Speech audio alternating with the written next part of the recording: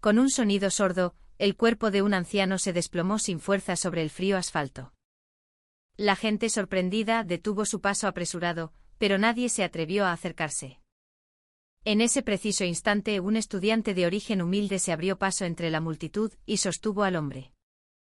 Luego, sacando los 15 euros que constituían toda su fortuna, no dudó un segundo en parar un taxi. Lo que aquel joven no podía imaginar era la verdadera identidad de aquel anciano, ni cómo su propia vida estaba a punto de cambiar de una forma que jamás habría soñado. Eran las 6 de la tarde en el corazón de Madrid. La Gran Vía, un torrente incesante de gente y vehículos, hervía con la energía frenética de la hora punta. Entre las fachadas de los majestuosos edificios, los letreros de neón comenzaban a parpadear, pintando el crepúsculo con colores eléctricos. Las aceras estaban atestadas de personas con prisa, oficinistas que volvían a casa, turistas maravillados y madrileños que navegaban el caos con una pericia innata. Fue justo en ese momento, junto a un paso de cebra, cuando un hombre mayor, vestido con un traje impecable que gritaba discreta opulencia, comenzó a tambalearse. Se llevó una mano al pecho, su rostro palideció hasta adquirir un tono ceroso y con un gemido ahogado, se derrumbó en el suelo. El golpe seco de su cuerpo contra el asfalto resonó fugazmente por encima del estruendo del tráfico. Su rostro, pálido como el mármol, estaba cubierto por un sudor frío y perlado. Su respiración era agitada y superficial. Cualquiera podía ver que se encontraba en una situación de extrema gravedad. La gente a su alrededor formó un círculo, un muro de curiosos que mantenían una distancia prudencial. La mayoría se limitaba a observar, sacando sus móviles para grabar la escena o susurrando entre ellos. «Que alguien llame al 112», gritó una mujer con voz estridente, aunque ella misma no hacía más que retorcerse las manos, paralizada por la indecisión. «¿Pero está bien este señor?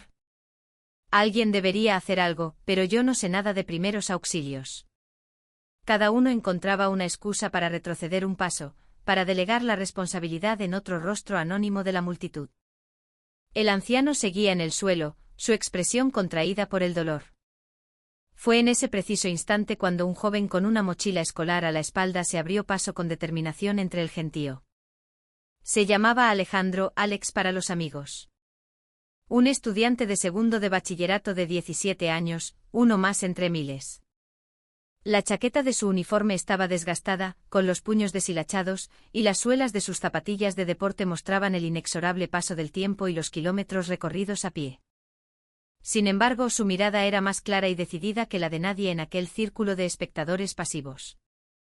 Sin dudarlo un instante, Alex corrió hacia el anciano y se arrodilló a su lado.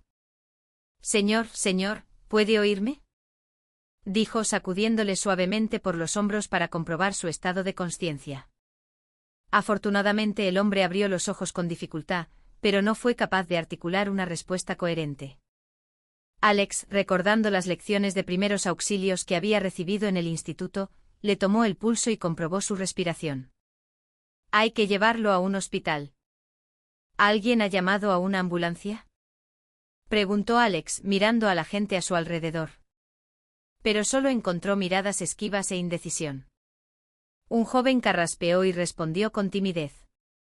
«Creo que alguien dijo que iba a llamar, pero con el tráfico de la hora punta, a saber cuándo llega». En ese momento Alex tomó una decisión. Se metió la mano en el bolsillo y sacó su cartera. 15 euros con 70 céntimos. Era todo el dinero que le quedaba para el resto de la semana. Tras un fugaz instante de vacilación, se levantó de un salto y corrió hacia la calzada. Divisó un taxi detenido en el semáforo y lo llamó agitando los brazos con desesperación. «Taxi. Aquí, por favor». El vehículo se acercó lentamente y Alex abrió de par en par la puerta trasera. «Taxista, por favor. Hay un señor que se ha desmayado. ¿Podría llevarnos al hospital? Por favor». El taxista, un hombre de mediana edad con el rostro curtido por 1000 carreras, le miró con expresión contrariada. «Chaval, en estos casos hay que llamar a una ambulancia, no a un taxi. Es que si esperamos a la ambulancia puede ser demasiado tarde. El señor parece estar muy mal. Le pagaré lo que sea». La voz de Alex sonaba tan sincera y angustiada que el taxista, tras soltar un suspiro, asintió con la cabeza. Está bien. Súbelo rápido. Alex corrió de nuevo hacia el anciano. Intentó levantarlo, pero le faltaban fuerzas. Sus músculos adolescentes no podían con el peso muerto del hombre. Miró a su alrededor y vio que la gente seguía observando como si se tratara de un espectáculo. Por favor, ayúdenme. Tenemos que llevarlo al hospital. Ante su grito, finalmente dos jóvenes se adelantaron. Entre los tres, con sumo cuidado, lograron incorporar al anciano y meterlo en el taxi. El cuerpo del hombre era sorprendentemente ligero, y de su traje de alta costura emanaba un sutil y caro perfume. No parecía un anciano cualquiera, pero en ese momento, eso era lo de menos. En cuanto el taxi arrancó, Alex tomó la mano del hombre. Estaba helada. Señor, aguante un poco, por favor. Ya casi llegamos al hospital. El anciano abrió los ojos de nuevo, la mirada desenfocada. Fijó sus pupilas en Alex y murmuró con voz temblorosa. Gracias. Pronunciar esa única palabra pareció costarle un esfuerzo sobrehumano, y volvió a cerrar los ojos. La ansiedad de Alex creció.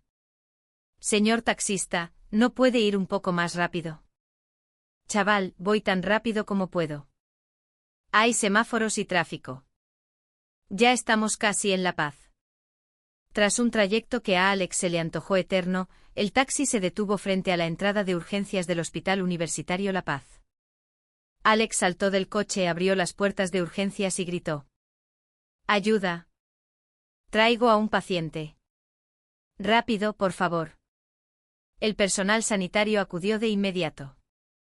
El anciano fue colocado en una camilla y desapareció tras las puertas del servicio de urgencias. Alex, sintiendo que las piernas le fallaban, se dejó caer en una de las sillas de la sala de espera, exhalando un suspiro de alivio. Una enfermera se le acercó. ¿Eres familiar del paciente? No, no. Solo lo encontré en la calle, se había desmayado. Ah, de acuerdo. Necesitamos identificarlo. ¿Llevaba alguna pertenencia encima? Alex negó con la cabeza. En ese momento, uno de los médicos que atendía al anciano salió. Llevaba una cartera. Según su DNI, se llama Sebastián Vargas. Vaya, este hombre es, la expresión del médico cambió sutilmente, pero Alex no se dio cuenta. Tiene los datos de contacto de un familiar, nos pondremos en contacto nosotros. Chico, déjanos tu número de teléfono por si acaso. Alex anotó su número y se levantó para marcharse. Se revisó los bolsillos y solo encontró unas pocas monedas. Los 15 euros se los había dado al taxista. Para llegar a su casa, en el barrio de Usera, le esperaba una caminata de más de una hora. Pero no le importaba. Al contrario, una sensación de orgullo y calidez le llenaba el pecho. Al salir del hospital, miró hacia atrás. Las luces de urgencias brillaban en la noche incipiente. Esperaba que allí dentro el señor Vargas se recuperara. Mientras caminaba, la ciudad parecía diferente. Las calles seguían llenas de gente, pero en su corazón sentía una paz inusual. Su madre siempre se lo decía, poder ayudar a los demás es una bendición. Aunque no tenía nada, haber sido útil para alguien era la sensación más gratificante que había experimentado. Sus pasos eran ligeros. En casa le esperaba su madre. Cuando le contara lo sucedido, estaba seguro de que le acariciaría el pelo y le diría que había hecho lo correcto. Pasadas las 9 de la noche, Alex llegó a su casa. Bajó las estrechas escaleras que conducían al semisótano y el familiar olor a humedad le recibió. Un techo con goteras cuando llovía, una pequeña ventana por la que apenas se filtraba la luz del sol, y un suelo de cemento que desprendía un frío glacial en invierno. Para otros podría parecer un lugar miserable, pero para Alex era el rincón más preciado del mundo. Era el único refugio que compartía con su madre. Al abrir la puerta, le llegó el aroma reconfortante de un guiso de lentejas.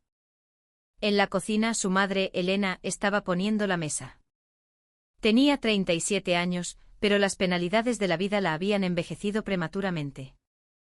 Trabajaba en el turno de noche de un supermercado y durante el día hacía limpiezas en oficinas. Sus manos, siempre ásperas y agrietadas, eran el mapa de su esfuerzo incansable. Pero en cuanto vio a Alex, una cálida sonrisa iluminó su rostro cansado. «Hijo, ya estás aquí. ¿Qué tal las clases de repaso?» «Bien, mamá. Tengo mucha hambre, vamos a cenar», respondió Alex mientras se quitaba los zapatos. Elena le sirvió un plato hondo de lentejas humeantes, acompañado de un trozo de pan. Era una cena humilde como casi todas, pero para Alex era un manjar. Mientras comía con apetito, Elena le observaba con ternura. «¿Por qué has tardado tanto hoy? Llegas más de una hora tarde». Alex dejó la cuchara sobre la mesa y miró a su madre. Con calma empezó a relatarle lo que había sucedido. «Mamá, un señor mayor se ha desplomado en la calle. Estaba en un paso de cebra en Gran Vía, de repente se llevó la mano al pecho y cayó al suelo». La expresión de Elena se llenó de sorpresa. «Dios mío. ¿Y qué pasó?» «Pues que todo el mundo se quedó mirando, así que paré un taxi y lo llevé al hospital. Tenía una cara malísima, mamá, pensé que si esperábamos a la ambulancia no llegaría a tiempo». Alex sacó las pocas monedas que le quedaban y las dejó sobre la mesa. 70 céntimos. Me gasté los 15 euros que me quedaban en el taxi. Era todo el dinero de la semana. Observó a su madre con cautela, esperando una reprimenda. Pero Elena permaneció en silencio unos instantes. De repente se levantó, se acercó a él y le acarició el pelo. Su tacto era tan suave que Alex se sorprendió. «Hijo mío, has hecho algo muy grande. Ese hombre debía de estar pasando lo peor que nosotros». «¿No estás enfadada, mamá?», preguntó Alex con timidez. Elena negó con la cabeza y volvió a sentarse. «¿Por qué iba a estarlo? Has salvado a una persona. El dinero se puede volver a ganar, pero una vida, una vez que se pierde, no se puede recuperar». Elena le sirvió un poco más de guiso en el plato. «Cuando era pequeña, mi padre siempre me decía una cosa: poder ayudar a los demás es una bendición. Decía que los verdaderos ricos no son los que tienen dinero, sino los que tienen un corazón cálido». Era la primera vez que Alex oía a su madre hablar de su abuelo. Ella casi nunca mencionaba a su familia.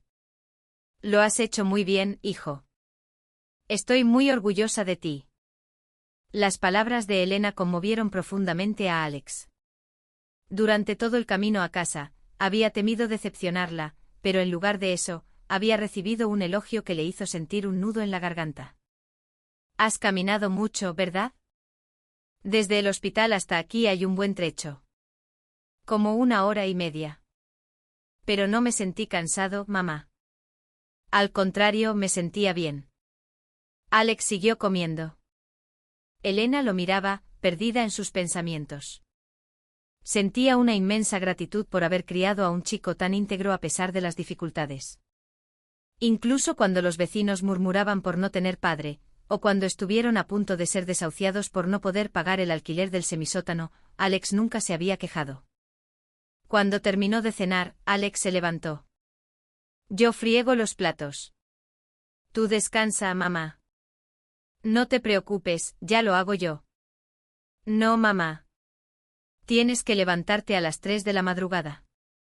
Anda, descansa», insistió, llevando los platos al pequeño fregadero. Mientras lo veía fregar de espaldas, a Elena se le encogió el corazón. A sus 17 años, cuando debería estar saliendo con sus amigos, su hijo siempre estaba ayudando en casa y centrado en sus estudios. Después de fregar, Alex se fue a su habitación y se sentó en su escritorio. En la pared, un papel escrito a mano declaraba su objetivo: entrar en medicina. Era su sueño convertirse en médico para poder darle a su madre una vida mejor. Aquella noche Elena no pudo dormir. Cuando Alex ya dormía profundamente, se levantó en silencio y se asomó a su habitación. A través de la puerta entreabierta, vio el rostro de su hijo, tan joven y sereno. Volvió al salón y sacó una pequeña libreta de ahorros. Era un fondo de emergencia que había ido acumulando con mucho esfuerzo, céntimo a céntimo. En realidad, era para la matrícula de la universidad de Alex, pero decidió que a la mañana siguiente le dejaría al menos 10 euros en la cartera. Le partía el alma que fuera al instituto sin un euro en el bolsillo.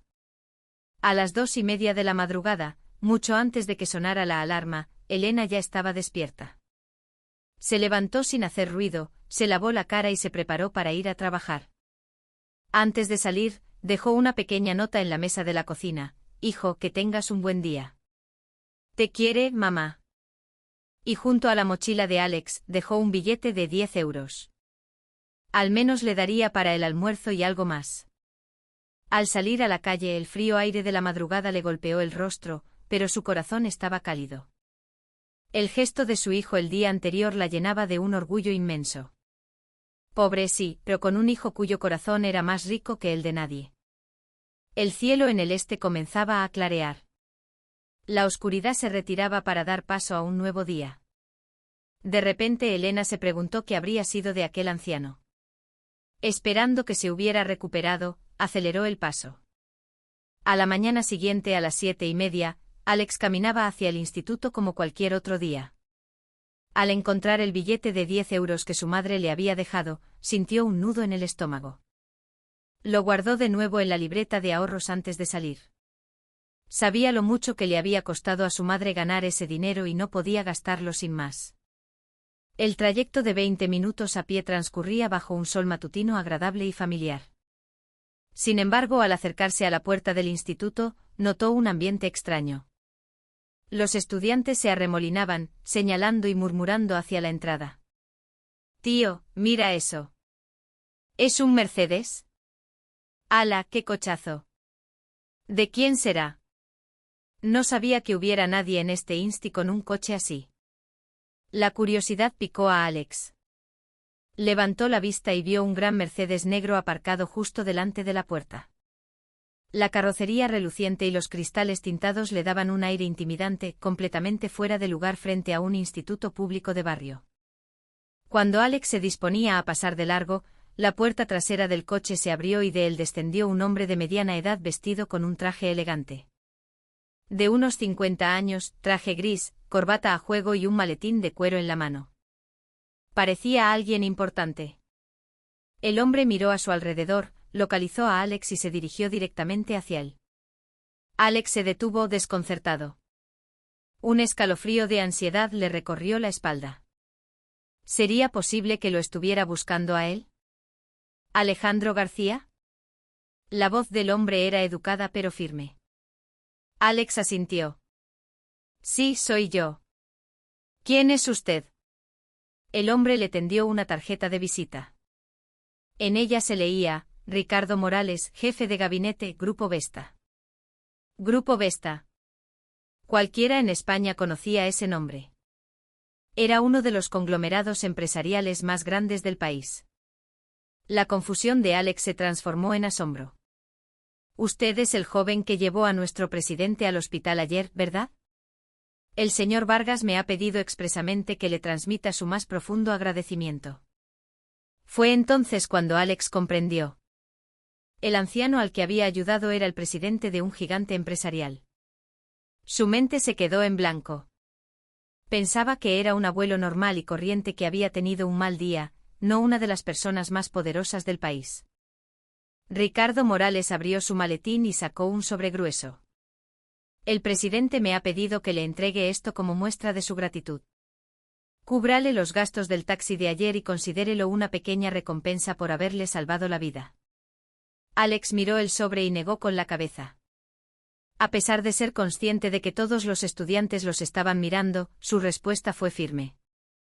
Se lo agradezco, pero no puedo aceptarlo. Hice lo que cualquiera hubiera hecho en mi lugar. Ricardo Morales enarcó una ceja. Su expresión denotaba sorpresa.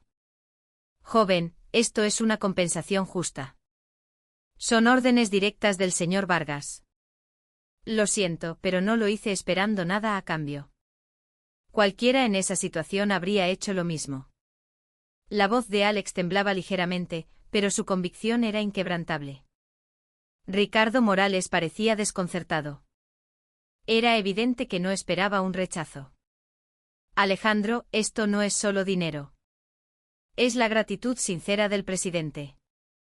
Señor Morales, de verdad que aprecio el gesto. Pero no me arrepiento de haber ayudado a ese señor, y no necesito ninguna recompensa por ello. Alex hizo una pausa y miró a su alrededor. Vio a varios estudiantes grabándolo todo con sus móviles. Se sintió incómodo, pero tenía que decir lo que pensaba. Mi madre siempre dice que cuando ayudas a alguien, tu mano izquierda no debe saber lo que hace la derecha. Aceptar una recompensa delante de tanta gente no me parece correcto. Ricardo Morales lo observó durante un largo rato. En sus ojos, la sorpresa dio paso a un destello de respeto. Entendido. Le transmitiré su decisión al presidente tal cual. Ricardo guardó el sobre, pero luego sacó una pequeña tarjeta de su bolsillo. Esta es mi tarjeta personal. Si alguna vez necesitas ayuda para lo que sea, no dudes en llamarme. No lo consideres una recompensa, sino la promesa de un adulto a un joven excepcional. Alex dudó un instante, pero la mirada del hombre era tan sincera que aceptó la tarjeta. Gracias. Ahora, si me disculpa, tengo que entrar a clase. Adelante. Y Alejandro, le llamó Ricardo justo cuando se daba la vuelta. Al presidente le gustaría mucho conocerte en persona. Sin compromisos. Llama cuando tengas un momento. Alex asintió y cruzó la puerta del instituto. A sus espaldas, oyó el motor del Mercedes arrancar y alejarse. Apenas puso un pie en el patio, sus compañeros lo rodearon. Alex, tío. ¿Qué ha sido eso? Grupo Vesta. ¿Pero qué has hecho?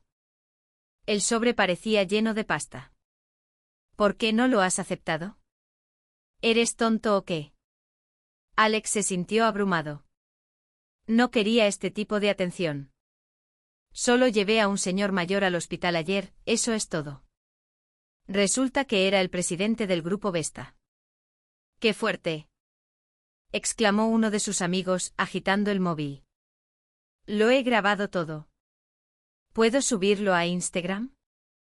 Por favor, no lo hagas. Te lo pido por favor. Pero su súplica fue en vano. Varios estudiantes ya estaban subiendo las fotos y los vídeos a las redes sociales. Los titulares eran sensacionalistas: el estudiante de instituto que rechazó un Mercedes, el chico que eligió la conciencia antes que el dinero, el héroe anónimo que salvó al presidente del Grupo Vesta. Durante la primera clase, a Alex le costó concentrarse. Oía murmullos constantes desde el fondo del aula, y estudiantes de otras clases se asomaban por la ventana para mirarlo. En el recreo, la situación empeoró. Un anuncio sonó por la megafonía del centro. Se ruega al alumno Alejandro García, de segundo de bachillerato B, que acuda al despacho del director. Con paso pesado, Alex se dirigió hacia allí.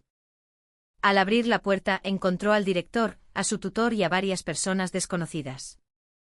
Alex, siéntate. La expresión del director era una mezcla de orgullo y preocupación.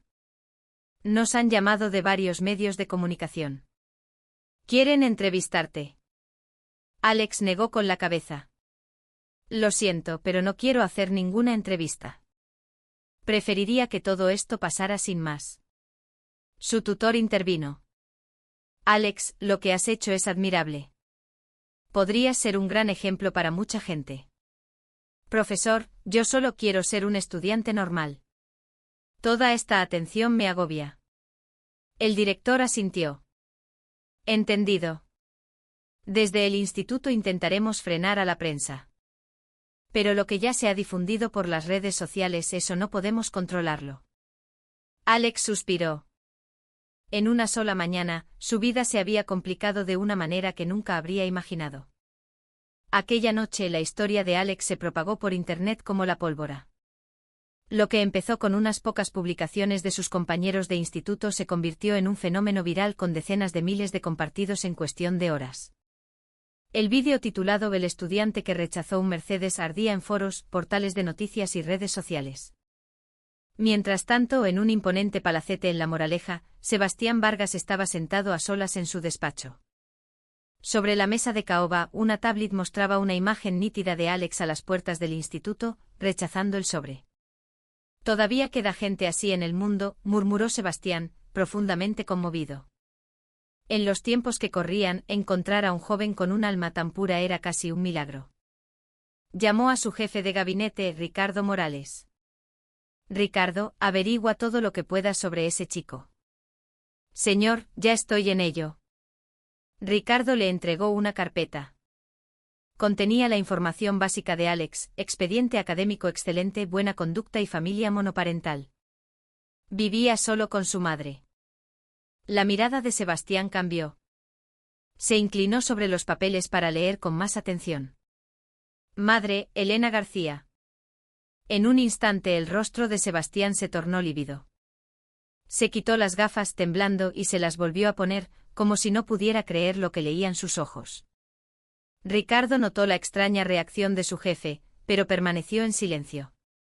¿Qué edad tiene? 37 años, según el informe. Sebastián se recostó en su sillón y cerró los ojos, haciendo un cálculo mental. 37 años. Elena García. No puede ser, pensó, pero el nombre, aunque común, encajaba. ¿Y el padre del chico? No consta en los registros. En el certificado de nacimiento solo figura la madre. Las manos de Sebastián temblaban ahora de forma incontrolable. Sintió como si una parte de su pecho se derrumbara. Aquella noche no durmió. Deambuló por su despacho, sumido en una profunda agonía. Si aquella Elena era su Elena, la hija a la que había repudiado 17 años atrás, entonces Alex era. A la mañana siguiente Sebastián volvió a llamar a Ricardo. Investiga a esa mujer, a Elena García, con más detalle. Consigue una fotografía. Después de que Ricardo se marchara, Sebastián se quedó a oscuras en su despacho con los ojos cerrados. El recuerdo de aquel día, 17 años atrás, volvió a él con una claridad dolorosa. Invierno de 2008, en un lujoso salón del Hotel Ritz de Madrid. Una Elena de 20 años sostenía una taza de té con manos temblorosas. Estaba embarazada de 3 meses. Papá, quiero tener este niño. Su voz era apenas un susurro. El rostro de Sebastián se encendió de furia. ¿Te has vuelto loca? ¿Dónde está el padre? Se ha ido. Dijo que no podía hacerse responsable. Lágrimas silenciosas rodaron por las mejillas de Elena. Aquel chico de la universidad que le había susurrado palabras de amor se había marchado a estudiar a Estados Unidos en cuanto supo la noticia. ¿Y pretendes tener el hijo de un cobarde? ¿Quieres arruinar el nombre de esta familia? La voz de Sebastián resonó en el salón. La gente los miraba, pero a él no le importó. Papá, este bebé no tiene la culpa. Lo criaré yo sola. ¿Tú sola? No digas estupideces. He pedido cita en una clínica. Mañana mismo te desharás de ese problema. Elena se levantó, negando con la cabeza. No. Es mi hijo. Digas lo que digas. ¡Zas! La mano de Sebastián abofeteó la mejilla de Elena. El salón quedó en un silencio sepulcral. Elena se llevó la mano al rostro, mirando a su padre con incredulidad. Fuera de mi casa ahora mismo. Si no renuncias a ese niño, para mí dejas de ser mi hija. La hija del presidente del Grupo Vesta, madre soltera. ¿Sabes cómo afectaría eso a las acciones, a nuestro honor? Tan egoísta era, papá. El cuerpo de Elena se estremecía. Intentó tomar la mano de su padre en un último gesto de súplica, pero Sebastián la apartó con frialdad. Elige. O renuncias al niño y hacemos como que esto nunca ha pasado, o desapareces de mi vida para siempre. Elena permaneció de pie en silencio durante un largo rato. Finalmente, con la voz quebrada, dijo: Entendido. Desapareceré yo. Se dio la vuelta y se marchó sin mirar atrás. Sebastián pensó que volvería. Que en unos días recapacitaría y vendría a pedirle perdón. Pero Elena nunca regresó. Supo que había dado a luz a un niño ese verano, pero fingió ignorarlo. Se sumergió en el trabajo intentando borrar la existencia de su hija de su memoria. Pasaron varios días. Sebastián Vargas decidió que no podía esperar más. Las pesadillas lo atormentaban cada noche y durante el día, la culpa lo asfixiaba. La hija a la que había repudiado, el nieto que le había salvado la vida, la cruel ironía del destino lo estaba destrozando. A las 4 de la tarde condujo él mismo, sin chofer, hacia la casa de Alex. Introdujo en el navegador la dirección que Ricardo le había proporcionado y agarró el volante con manos temblorosas. Al salir de los barrios opulentos del centro y adentrarse en la periferia, el paisaje cambió. Los rascacielos dieron paso a bloques de pisos humildes y gastados. Cuanto más se acercaba a su destino, más rápido latía su corazón. Entró en un laberinto de callejuelas estrechas y oscuras. Las paredes estaban manchadas de humedad y las bolsas de basura se acumulaban en las esquinas.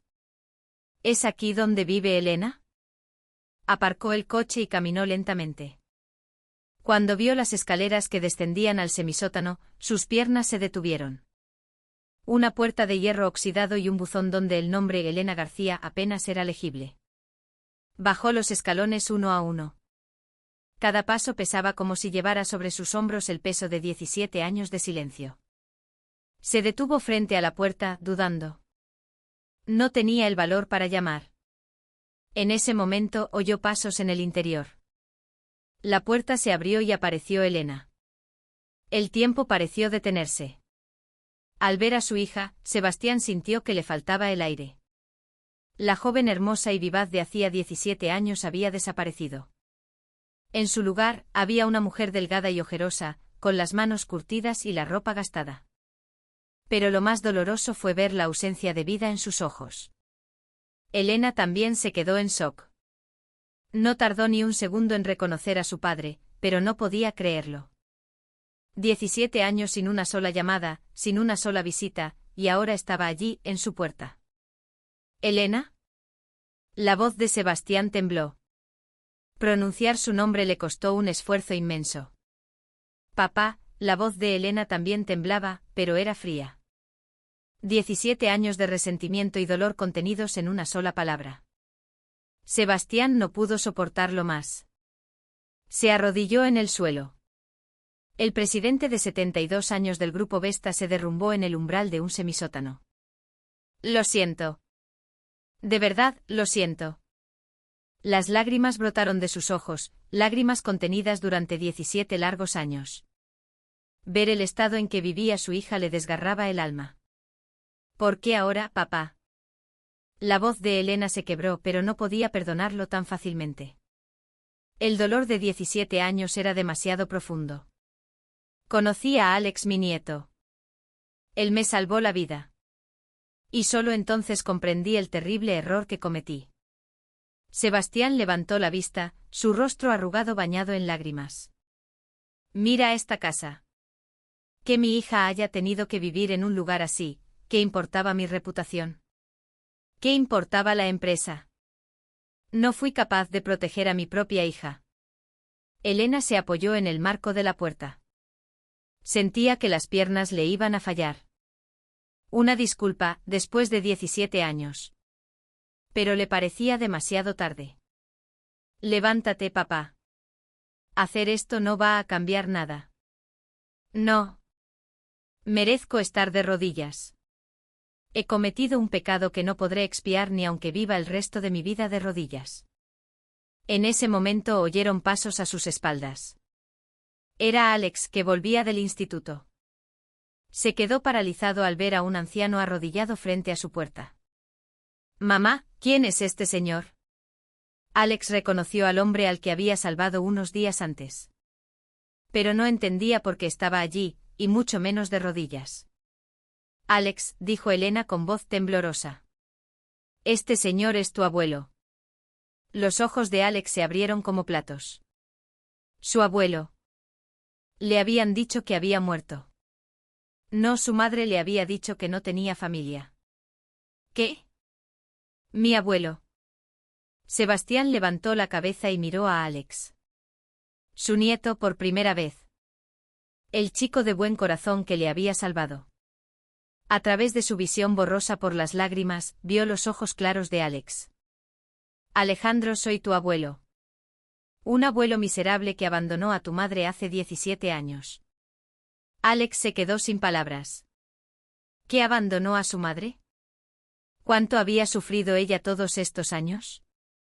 ¿Cuánto había luchado para criarlo ella sola? ¿Por qué? ¿Por qué la abandonaste? En la voz de Alex había un matiz de rabia. Sebastián bajó la cabeza. Porque iba a ser madre soltera. Porque temía por la reputación de la empresa. La abandoné. Cometí un crimen imperdonable. Elena agarró el hombro de su hijo. Alex, entremos. Pero Alex no se movió. Miraba fijamente al hombre que decía ser su abuelo. ¿No has venido a buscarnos en todos estos años? ¿Tienes idea de cómo hemos vivido? En un sitio donde en invierno no funciona bien la calefacción y en verano llueve dentro. La voz de Alex se quebró. Era la rabia por el sufrimiento de su madre. Ahora lo sé. Ahora sé el terrible pecado que he cometido. Sebastián rompió a llorar de nuevo. En sus 72 años de vida, nunca había llorado con tanta desesperación. Elena tampoco pudo contener las lágrimas. El dolor guardado durante 17 años estalló. Tenía 20 años cuando me echaste. 20 años. No sabía hacer nada. Y tuve que dar a luz y criar a un hijo sola. ¿Sabes el miedo que pasé? La voz de Elena se elevó, un grito ahogado durante 17 años. Trabajaba 16 horas al día en supermercados y limpiando casas.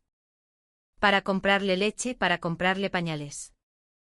¿Y tú, papá, dónde estabas tú? Sebastián no pudo responder. Cada palabra de su hija era una daga en su corazón. ¿Y qué pretendes ahora? ¿Pedir perdón y que 17 años se borren como si nada? Elena lo miró. ¿De qué sirve ahora? A quien abandonaste fue a mí. Pero quien ha sufrido las consecuencias ha sido mi hijo. Con voz firme aunque temblorosa, agarró el pomo de la puerta. Vete. Hemos vivido bien sin ti. Clang. La puerta se cerró. Sebastián se quedó de pie, aturdido. No podía moverse. Después de un largo rato, se dio la vuelta lentamente. Pasaron 3 semanas desde que Sebastián comenzó su peregrinaje diario a la casa del semisótano. Elena y Alex seguían sin abrirle la puerta, pero él no se rendía. Lloviera o soplara el viento helado, él permanecía de guardia frente a las escaleras. Un día, sin embargo, una visita inesperada llegó a su despacho. Era un hombre de unos 45 años, de rostro aceitoso y mirada astuta. Su traje era caro, pero desprendía un aire vulgar. Su tarjeta de visita decía, Julián Romero, reportero, La Verdad desnuda. ¿Qué desea? Preguntó Sebastián con frialdad. Julián Romero abrió su maletín lentamente y sacó un sobre grueso. De él cayeron varias fotografías. El rostro de Sebastián se endureció. Las fotos lo mostraban arrodillado frente a las escaleras del semisótano, esperando bajo la lluvia. Pero eso no era todo. Había fotos de Elena saliendo de madrugada para ir a trabajar al supermercado, corriendo con sus viejas zapatillas. Y lo más impactante, fotos de Alex en el instituto, de camino a sus clases de repaso, e incluso una foto tomada a través de la ventana del semisótano mientras estudiaba. Julián Romero había estado vigilando a su familia durante semanas. Investigando un poco he descubierto algo muy interesante. Que el gran Sebastián Vargas, presidente del Grupo Vesta, tiene una hija madre soltera. Y que la abandonó a su suerte durante 17 años, la voz de Julián destilaba una satisfacción maliciosa. Los puños de Sebastián temblaron, pero se contuvo. He tomado algunas fotos de la casa. Paredes llenas de moho, un techo con goteras, en un lugar así viven su hija y su nieto. Si escribiera un artículo con todo esto, Julián hizo una pausa deliberada, observando la reacción de Sebastián. Luego sacó una tablet y le mostró el borrador de un artículo. El titular era incendiario, el secreto oculto del presidente de Vesta, la hija y el nieto abandonados. Sebastián respiró hondo. No era la primera vez que intentaban chantajearlo, pero involucrar a su familia desató una furia que apenas podía controlar. ¿Qué es lo que quiere? Creo que 3 millones de euros serán suficientes. Para su fortuna, es calderilla, ¿no cree? Julián sonrió con descaro. Sebastián guardó silencio durante un largo rato. Luego habló con lentitud. Le daré una semana. Perfecto. Pero dentro de una semana, a las 2 de la tarde en punto. Si se retrasa un solo minuto, el artículo se publicará. Después de que Julián se fuera, Sebastián se quedó mirando por la ventana. Se vio a sí mismo 17 años atrás. Fue ese mismo miedo, el miedo al que dirán, el miedo a dañar la imagen de la empresa, lo que le llevó a abandonar a su hija. Aquella noche Sebastián fue de nuevo al semisótano. Pero notó algo extraño. Un coche desconocido estaba aparcado en la esquina, con alguien dentro. Probablemente uno de los secuaces de Julián. Al día siguiente, mientras Elena trabajaba en el supermercado, un hombre extraño entró y merodeó por los pasillos. No compraba nada, solo parecía observarla. Elena sintió un escalofrío de inquietud. El hombre se marchó sin decir nada, pero se quedó rondando fuera. Las manos de Elena temblaban. Instintivamente sintió el peligro. Alex también tuvo un encuentro extraño. Al salir del instituto, un hombre se le acercó. «Eres Alejandro García, ¿verdad? Tengo que hablar contigo un momento». Alex retrocedió, receloso. «¿Quién es usted?» «Solo tengo curiosidad por tu abuelo». «Una pequeña entrevista». El hombre le mostró una credencial de prensa, pero Alex se negó. Sin embargo, el hombre lo siguió hasta la puerta de su academia, sacando fotos. Esa noche Alex se lo contó a su madre. El rostro de Elena palideció. A ella le había pasado algo parecido. La situación se agravó. Encontraron una carta en el buzón con fotos de su día a día y un mensaje amenazante: «Pronto todo saldrá a la luz». Elena estaba aterrorizada, pero no podía acudir a la policía. Sabía que estaba relacionado con su padre y temía un escándalo aún mayor. Sebastián se enteró de que Julián estaba amenazando a su familia.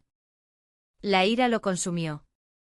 Podía soportar que lo chantajearan a él, pero no podía perdonar que tocaran a su familia. ¿Cómo se atreve ese desgraciado? Estuvo a punto de estallar, pero se contuvo. Reaccionar impulsivamente era justo lo que Julián quería. Al tercer día, Julián se volvió más audaz. Se presentó en el supermercado de Elena. «Buenos días, señora García. Soy Julián Romero, periodista». Elena se sobresaltó, pero mantuvo la compostura. «¿Qué desea?» «Estoy hablando con su padre». «¿No tiene nada que decir sobre él?» «¿Cómo se siente uno al ser abandonado durante 17 años?» «Por favor, váyase». «Estoy trabajando», dijo Elena con firmeza, aunque le temblaban las manos. Julián salió con una sonrisa burlona, pero siguió sacando fotos desde fuera. Esa noche Sebastián se enfrentó a un dilema. Pagarle a Julián silenciaría el asunto temporalmente, pero no era una solución. Volvería a chantajearlo y, lo más importante, significaría seguir ocultando a su hija y a su nieto, seguir avergonzándose de ellos. Tras una noche en vela, tomó una decisión. No viviría más como un cobarde. Reconocería a su hija y a su nieto con orgullo. A la mañana siguiente llamó a Ricardo. «Ricardo, contacta con el equipo legal. Prepara una querella contra Julián Romero por acoso y extorsión». Y hizo una pausa y luego dijo con firmeza: «Convoca una rueda de prensa. Voy a contarlo todo». El día señalado, el auditorio de la sede del Grupo Vesta estaba abarrotado con cientos de periodistas. Sebastián, vestido con un traje oscuro, subió al estrado. Se le veía agotado. Se aclaró la garganta y comenzó a hablar. «Estoy hoy aquí para confesar un error de mi pasado y pedir perdón por él». Un murmullo recorrió la sala. «Hace 17 años abandoné a mi hija, Elena García, porque iba a ser madre soltera. Escudándome en la reputación de la empresa, les di la espalda a ella y a mi nieto. Fue el mayor error de mi vida, un pecado imperdonable». La sala quedó en silencio, roto solo por el estallido de los flashes. Los ojos de Sebastián se llenaron de lágrimas. Recientemente un periodista ha utilizado esta información para chantajearme. Me ha exigido 3 millones de euros y ha acosado y amenazado a mi familia. Pero ese acto despreciable me ha hecho darme cuenta de algo, que seguía avergonzándome de mi hija y mi nieto. Hizo una pausa para beber agua. Así que hoy, lo digo con orgullo, Elena García es mi hija. Alejandro García es mi nieto. Son la familia que abandoné, pero a partir de ahora, intentaré ser el padre y el abuelo que nunca fui. Un periodista levantó la mano. ¿Por qué no los buscó antes? Porque fui un cobarde, respondió Sebastián con una sonrisa amarga. Ciego por el dinero y el poder, perdí lo más valioso. No puedo recuperar esos 17 años, pero viviré el resto de mi vida tratando de expiar mi culpa. Levantó un documento. Hoy anuncio la creación de la Fundación Elena. Donaré 100 millones de euros de mi patrimonio personal para ayudar a madres solteras y a sus hijos. En cuanto al chantajista Julián Romero, ya ha sido denunciado y pronto será detenido. Esa noche Julián Romero fue arrestado. Se descubrió que había utilizado métodos similares con otros empresarios, y fue condenado a prisión. Las semanas siguientes, Sebastián trabajó sin descanso en la fundación. Quería ofrecer ayuda real, refugios, formación profesional, becas de estudio. Quiso que Elena presidiera la fundación, pero ella se negó. Todavía no estoy preparada, le escribió en una breve nota. Sebastián lo entendió. Una mañana, Lena descubrió que la escalera oxidada de su casa había sido reemplazada por una de piedra, sólida y antideslizante. Días después, la ventana del semisótano fue sustituida por una de doble acristalamiento. Sabía que era obra de su padre, pero no pudo rechazarlo, era por el bienestar de Alex. Sebastián también comenzó a hacer voluntariado en un refugio para madres solteras. Los niños lo llamaban abuelo y esa palabra, que nunca había oído de Alex, le conmovía hasta las lágrimas. Siguió yendo a la puerta del instituto, pero ahora se quedaba a la vista. Un día fue Alex quien se acercó a él. Abuelo, ¿sigues viniendo? Quería ver si estabas bien. Estoy bien. Pero, ¿y tú? ¿No te estás esforzando demasiado? La preocupación en la voz de Alex casi hizo llorar a Sebastián. Caminaron juntos un trecho. No era una reconciliación, pero la distancia entre ellos se estaba acortando. Una tarde sonó el teléfono de Ricardo Morales. Era de urgencias. Sebastián Vargas se había desplomado de nuevo. El exceso de trabajo y el estrés le habían pasado factura. Ricardo, tras dudarlo, llamó a Elena. Señora García, su padre ha sufrido un colapso. Está en el Hospital La Paz. Su estado es grave. Elena se quedó paralizada. El padre que la había abandonado, el hombre que llevaba semanas pidiendo perdón, estaba gravemente enfermo. El resentimiento luchaba en su interior contra una incipiente compasión. Miró a su hijo.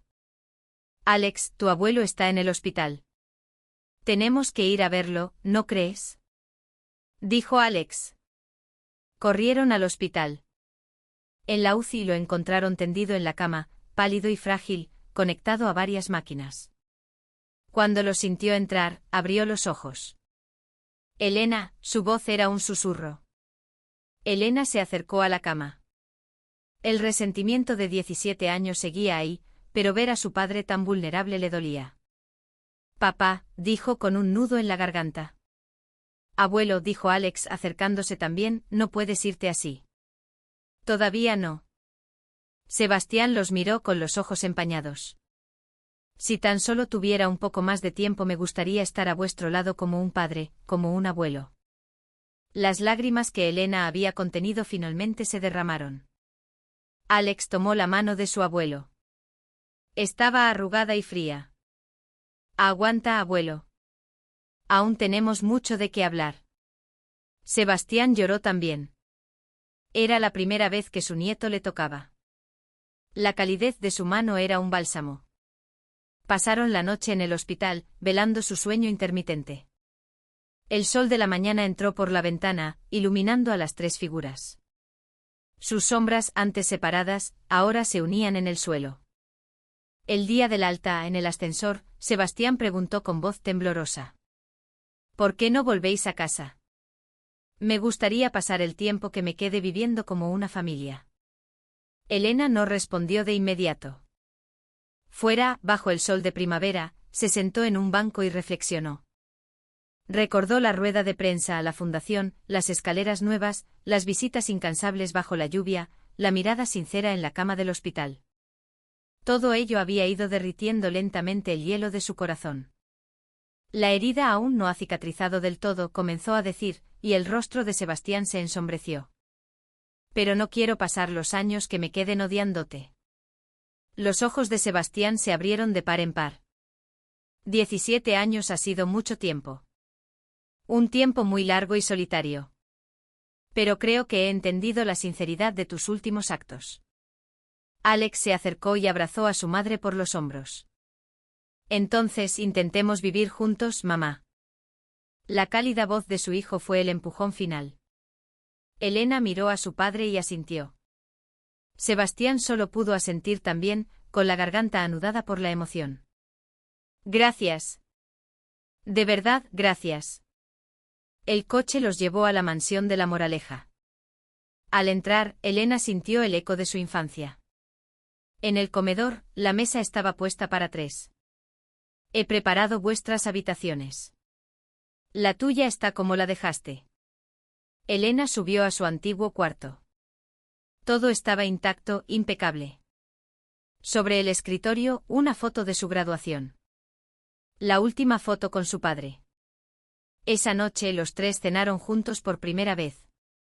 El silencio era denso, cargado de años de ausencia, pero no era incómodo. Era un silencio expectante, el preludio de algo nuevo. Papá, dijo Elena después de cenar. Quiero seguir trabajando. No es necesario ahora. Sí lo es. Es mi vida. Sebastián asintió comprendiendo su necesidad de independencia. Más tarde, cuando Alex ya se había retirado, se quedaron solos en el salón. Elena, de verdad que lo siento.